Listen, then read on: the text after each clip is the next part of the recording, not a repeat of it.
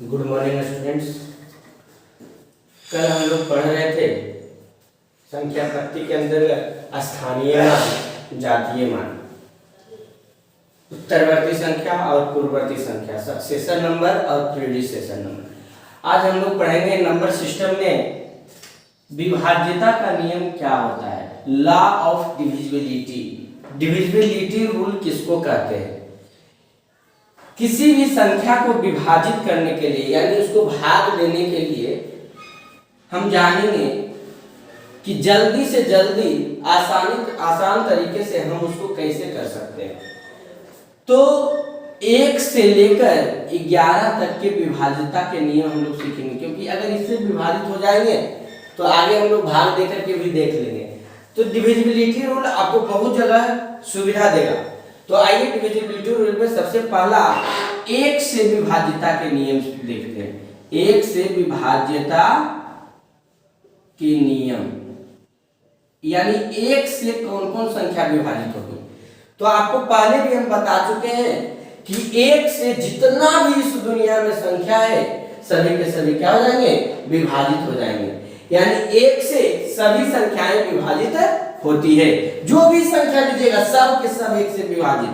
तो 1 को छोड़िए और 2 से सीखते हैं। 2 से विभाज्यता के नियम, वैसी संख्या जिसके इकाई स्थान पे 0, 2, 4, 6, 8 लगा हुआ रहे वह सभी संख्याएं 2 से विभाजित हो जाएगी। सम संख्या में भी हम आपको बताए थे कि 2 से विभाजित कौन संख्या होगी, जिसके इकाई स्थान पे 0, 2, 4, 6, 8 लगा हुए।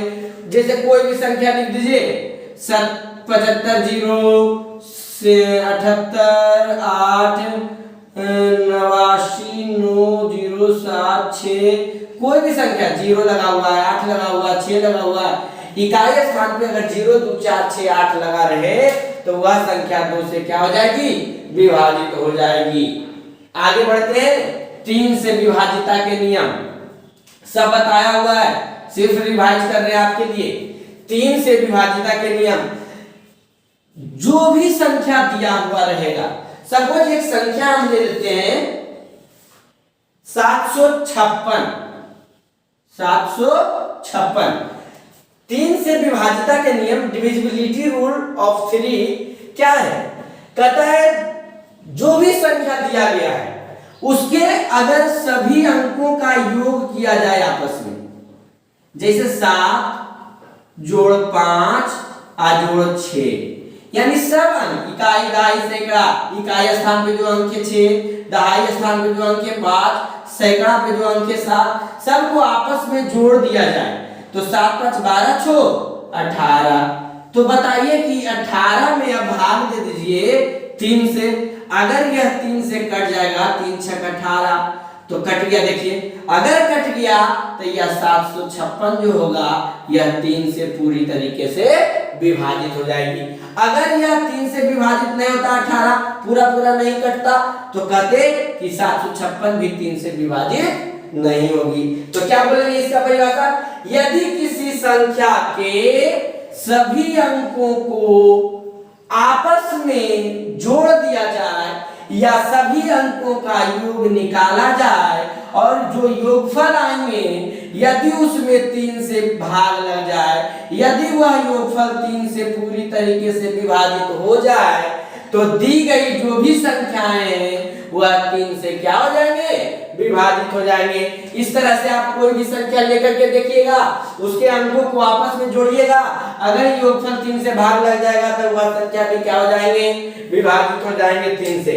आगे बढ़ते हैं, फेयर कॉपी में लिखा हुआ है, पढ़ लीजिएगा एक बार, पुनः से समझ लीजिएगा।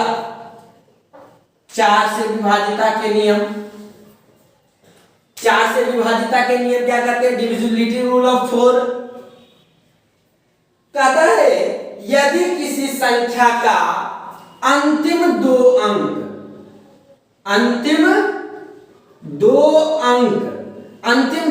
कौन कौन हो सकता है? पहला अंक तो होगा इकाई और दूसरा अंक दहाई।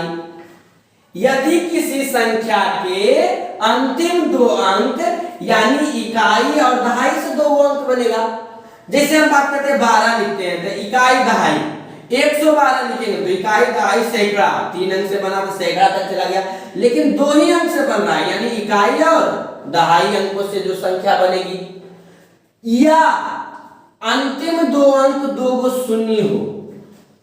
अगर ये दोनों कंडीशन जिस संख्या में फॉलो करेगा, यदि ये दोनों कंडीशन जिस संख्या को लागू करेगा, तो कहेंगे कि वह संख्या 4 से पूरी तरीके से विभाजित है।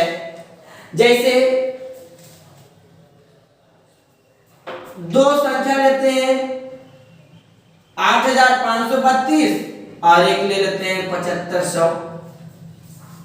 हम क्या बोले, किसी भी संख्या के अंतिम 2 अंक 2 शून्य हो, अंतिम 2 अंक में देखिए 2 शून्य है इकाई और दहाई पे, या अंतिम 2 अंकों से जो संख्या बनेगी, जैसे इकाई दहाई, यानी कौन संख्या बन गया 32, कौन बन गया 32, अंतिम 2 अंक शून्य हो या अंतिम 2 अंकों से जो संख्या बनेगी, यदि वह 4 से पूरी तरीके से विभाजित है, तो दी गई संख्या भी क्या हो जाएगी, पूर्णतः 4 से विभाजित हो जाएगी। किसी भी संख्या के अंतिम 2 अंक शून्य हो या अंतिम 2 अंकों से बनी संख्या यदि 4 से विभाजित है, तो दी गई सभी संख्याएं, जो भी संख्या दिया जाएगा वह 4 से क्या हो जाएगा, पूर्णतः विभाजित हो जाएगा। आगे बढ़ते हैं, 5 से विभाजिता के नियम क्या कहते हैं, डिविजिबिलिटी रूल ऑफ 5, 5 से विभाजिता के नियम कहता है, यदि किसी संख्या के इकाई स्थान पर कोई संख्या लिख दिया जाए, यदि किसी संख्या के इकाई स्थान पर अगर 0 हो या 5 हो, यदि किसी संख्या के इकाई स्थान पर 0 हो या 5 हो, तो दी गई जो भी संख्याएं होंगी सभी के सभी संख्याएं 5 से क्या हो जाएंगे, विभाजित हो जाएंगे।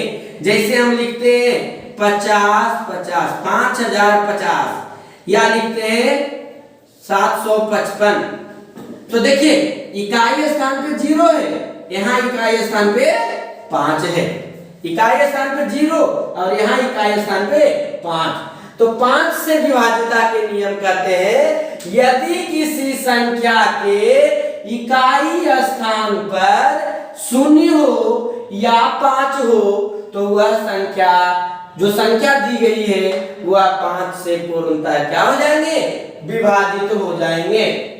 आगे बढ़ते हैं 6 से विभाजिता के नियम, किससे, 6 से विभाजिता के नियम, डिविजिबिलिटी रूल ऑफ 6,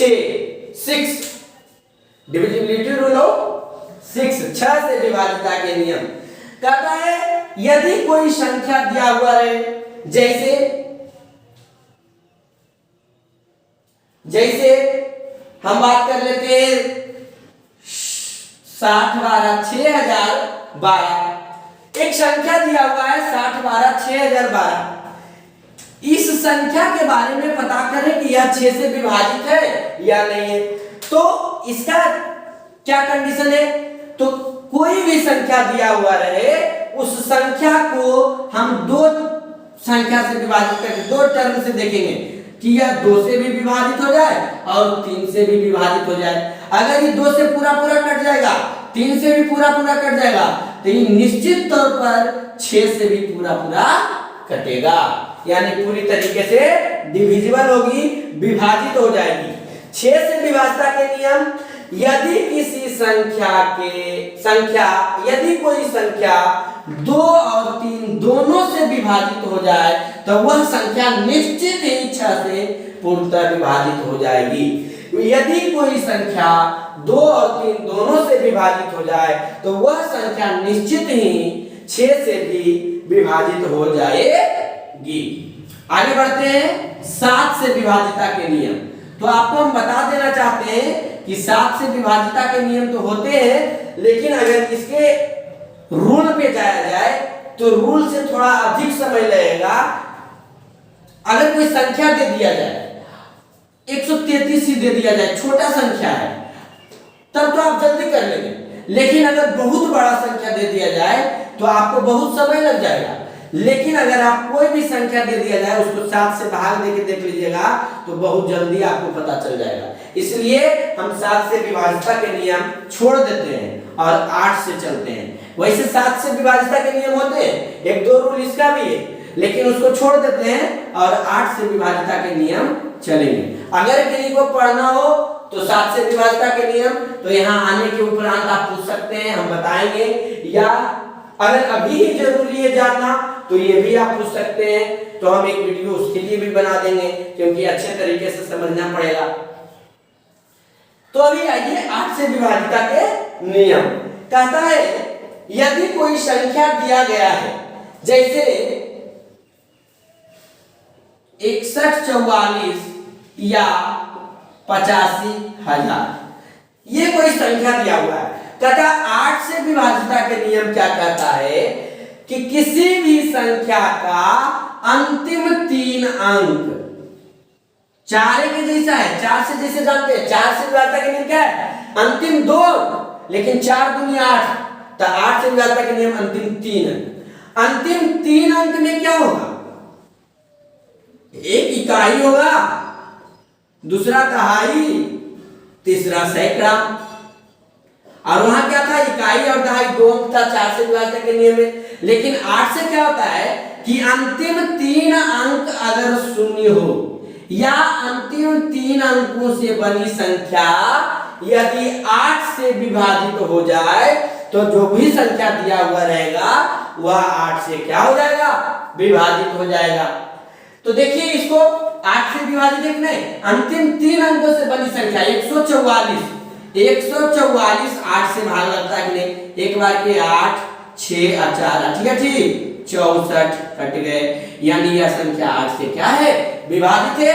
या अंतिम 3 अंक 3 शून्य हो इकाई दहाई सैकड़ा के स्थान पे, तब भी हम कहेंगे कि संख्या क्या हो जाएगा, 8 से पूर्णतः विभाजित हो जाएगी। अब आते हैं 9 से विभाज्यता के नियम क्या कहते हैं। तो जैसा 3 वैसा 9, जैसा 3 और वैसा 9। 3 से विभाज्यता का नियम क्या था कि सभी अंकों को आपस में जोड़ रहे थे और जोड़ने के बाद जो योगफल आ रहा था उसे हम लोग 3 से भाग देके देखे, पूरी तरीके से कट गए, विभाजित हो गए, तो कहे पूरा संख्या विभाजित। उसी तरह 9 से विभाज्यता के नियम में जो भी संख्या दी गई है, जो भी संख्या दी जाएगी, जैसे 52 और 74 यानी 5274 एक संख्या ले लिए। अब जो संख्या दिया जाएगा उस संख्या के सभी अंकों को आपस में क्या करेंगे भैया, जोड़ेंगे। जैसे 5 जोड़ 2 जोड़ 7 जोड़ 4, सभी अंकों को आपस में जोड़ेंगे और जोड़ने के बाद अगर योगफल जो आएगा यह 9 से विभाजित हो गया तो पूरा संख्या क्या हो जाएगा, 9 से विभाजित, जस्ट लाइक 3 के जैसा, 3 ही के जैसा तो है। जैसे देखिए 7 4 11, 11 5 16, 16 2 18, 18 9 से विभाजित है तो यह 9 दूना 18, तो यह पूरा संख्या भी है 9 से क्या हो जाएंगे, विभाजित हो जाएंगे। तो 9 से विभाज्यता के नियम भी समाप्त। अब आइए 10 से विभाज्यता के नियम, बिल्कुल आसान है। 10 से विभाज्यता के नियम, यदि किसी संख्या के इकाई स्थान पर शून्य हो, यदि किसी संख्या के इकाई स्थान यानी इकाई यूनिट प्लेस पे क्या हो, शून्य लगा हो, तो वह संख्या 10 से पूर्णतः विभाजित। जैसे 10, 100, 1000, ढाई सैकड़ा, 10,000, इसी तरह से कुछ भी लिख देंगे। यानी इकाई स्थान पे 0 होना चाहिए, जैसे 4 7 5 0, इकाई पे 0, यानी 10 से पूर्णतः विभाजित हो जाएगी वह संख्या। 5 ही के जैसा है, 5 में इकाई स्थान पे 0 रहता है या फिर 5 होता है, लेकिन यहाँ पे केवल 0 होगा, तो 10 से विभाजित हो जाएगी सभी संख्याएं। 11 से विभाज्यता के नियम हमने बोला था 11 तक ही पढ़ेंगे, तो 11 से विभाजित, बाकी के बाद 12 13 14 15 16 से भाग देकर के देखेंगे अगर वैसा आएगा तो। 11 से विभाज्यता के नियम क्या कहते हैं कि यदि किसी संख्या के कोई संख्या ले लेते हैं, जैसे 54 32 16, 54 32 16, यह एक संख्या ले ली। तो कहता है यदि किसी संख्या के सम स्थान और विषम स्थान 52 32 54 32 16, गलती हो गई थी, एक संख्या ले रहे हैं हम लोग 54 32 16, तो 11 से विभाजिता के नियम कहता है, एक दो टर्म समझना पड़ेगा, सम स्थान क्या होता है और विषम स्थान क्या होता है।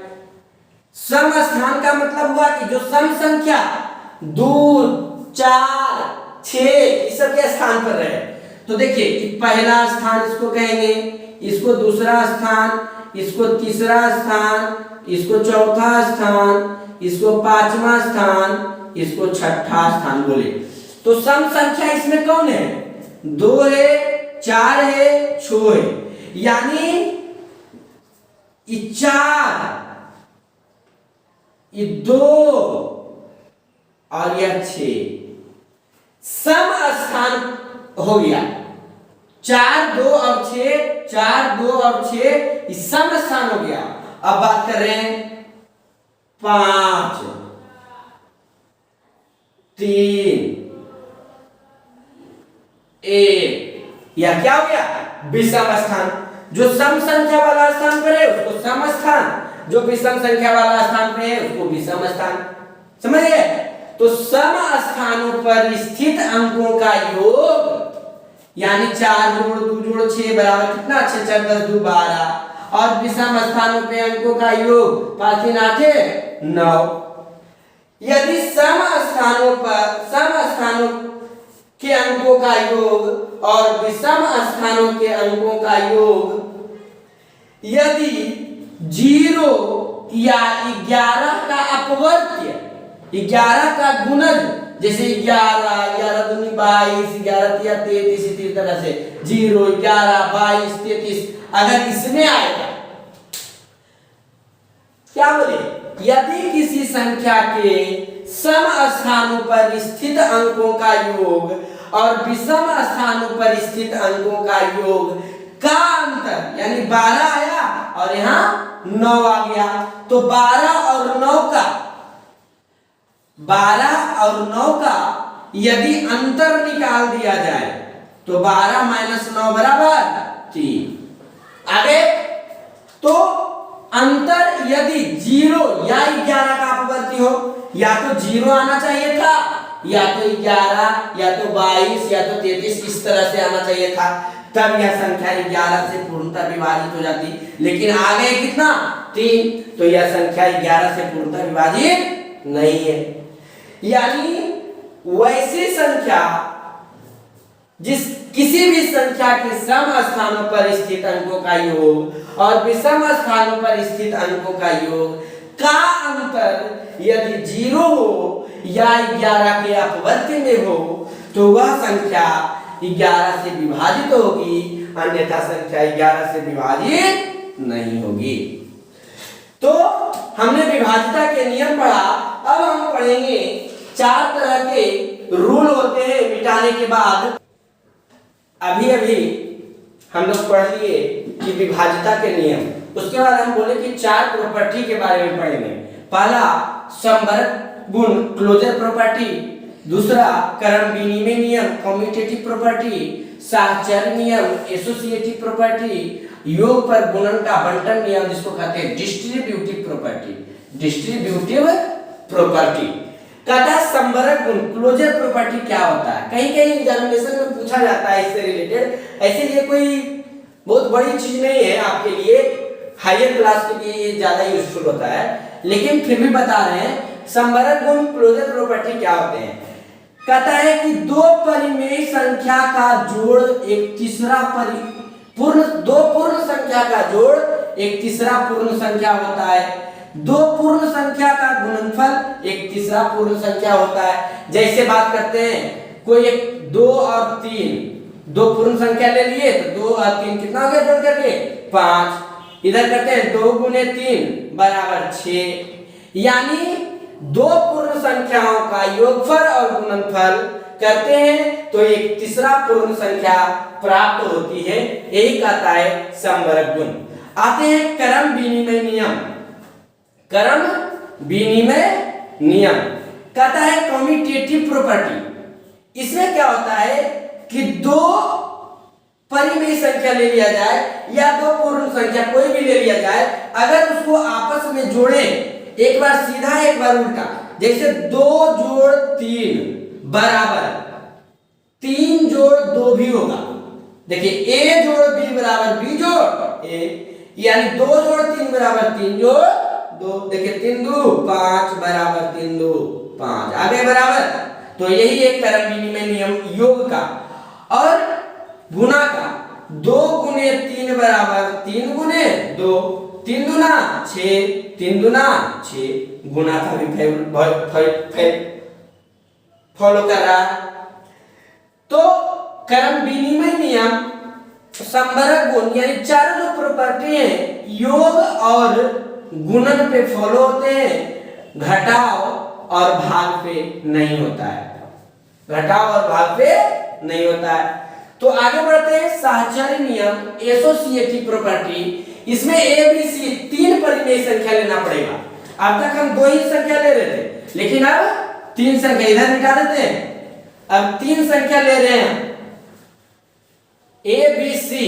अगर ले लिया जाए a बराबर 2, b बराबर 3, c बराबर 4, तो क्या होगा a जोड़ b यानी 2 जोड़ 3 जोड़ c बराबर a जोड़ b जोड़ c यानी 3 जोड़ 4। लीजिए या 3 2 5 जोड़ 4 बराबर 2 जोड़ 4 3 7 या 5 4 9 बराबर 7 2 9।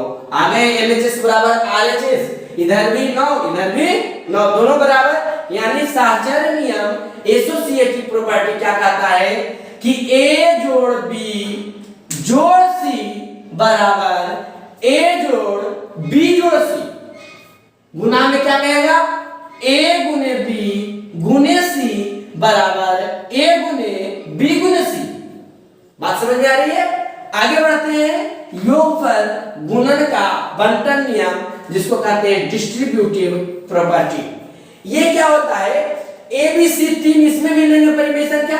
a बराबर 2 रख ले, b बराबर 3 रख ले, c बराबर 5 रख ले।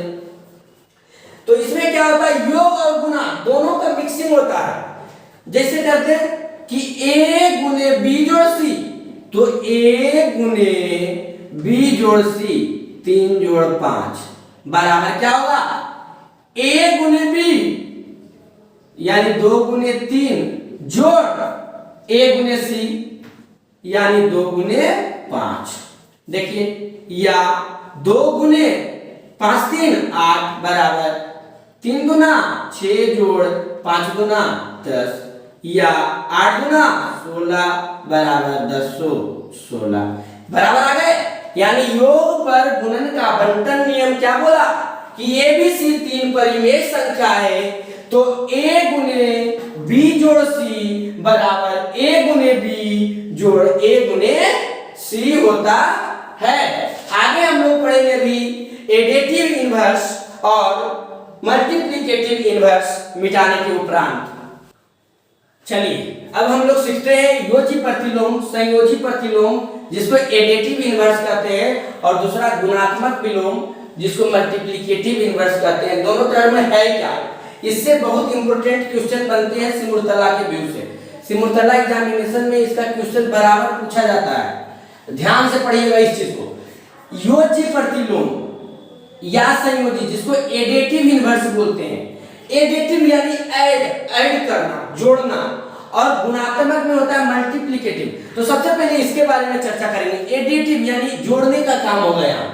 कहता है यदि किसी दो संख्याओं को आपस में जोड़ा जाए और यदि जोड़ने पे योगफल अगर 0 के बराबर चला है, 0 योगफल 0, तब वह संख्या एक दूसरे का एडिटिव इनवर्स योजी प्रतिलोम या संयोजी प्रतिलोम कहलाता है।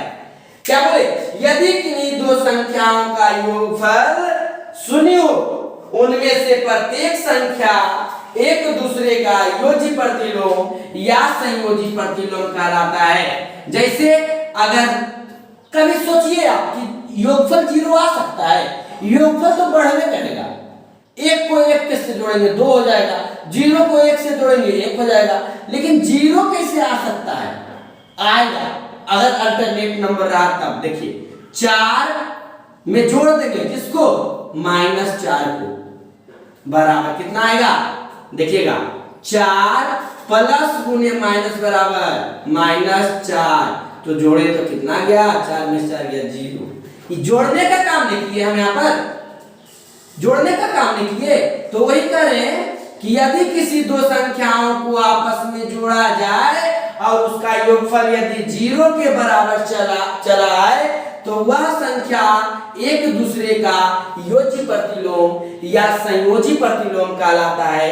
जैसे हम पूछते हैं कि 4 का योजी प्रतिलोम या संयोजी प्रतिलोम क्या होगा, तो -4 सर, -4 का योजी प्रतिलोम या संयोजी प्रतिलोम क्या होगा, तो 4 हो जाएगा। एडिटिव इनवर्स एक दूसरे, अगर कह दे 6 जोड़ -6, तो 6 का योजी प्रतिलोम -6 और -6 का योजी प्रतिलोम 6। समझ में आ गई होगी।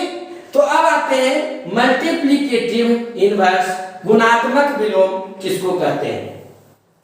कहता है यहाँ पे जोड़े, यहाँ पे ऐड किए, यहाँ पे मल्टीप्लाई यानी गुना करना है कि यदि दो संख्या को यहाँ जोड़े तो 0 आया, तो एक दूसरे का एडिटिव इनवर्स योजी प्रतिलोम कहलाया। लेकिन यहाँ दोनों को गुना करेंगे, अगर गुना करेंगे दो संख्या को, तब उसका जो मान आना चाहिए 1 के बराबर आना चाहिए। तो कैसे कभी हो सकता है, एक के कंडीशन में होगा कि अगर 1 गुने 1 करेंगे तो 1 आएगा, लेकिन दो संख्या हुआ कहाँ, ये तो ये है, ये है, दोनों तो एक के संख्या हुआ, तो आएगा कब। देखिए अगर कभी हम 6 को गुना कर दें 1/6 से, यह भी तो एक संख्या है, यह भी एक संख्या, यह प्राकृत संख्या और यह क्या हो गया, परिमेय संख्या, दोनों तो संख्या है। तो यदि कभी भी किसी भी वक्त अगर दो संख्याओं का गुणनफल करें और 1 आ जाए, देखिए 6 को 6 से काट दिए 1, तो 1 गुने 1 बराबर 1 आ गया। यदि किसी दो संख्याओं का गुणनफल किया जाए और गुणनफल 1 के बराबर आ जाए, तो दोनों संख्या एक दूसरे का गुणात्मक विलोम या मल्टीप्लिकेटिव इनवर्स कहलाता है। जैसे पूछ दे कि 6 का गुणात्मक विलोम बोलिए, तो 1/6, 1/6 का गुणात्मक विलोम बोलिए तो 6। अगर आपको कह दिया जाए -4 और गुने 1/-4, तो -4 कट गए, 1 गुने 1 बराबर 1, तो -4 का गुणात्मक विलोम 1/-4 और 1/-4 का गुणात्मक विलोम -4। सो बच्चों धन्यवाद, अगले क्लास में आपसे मिलेंगे फिर रोमन संख्या के साथ।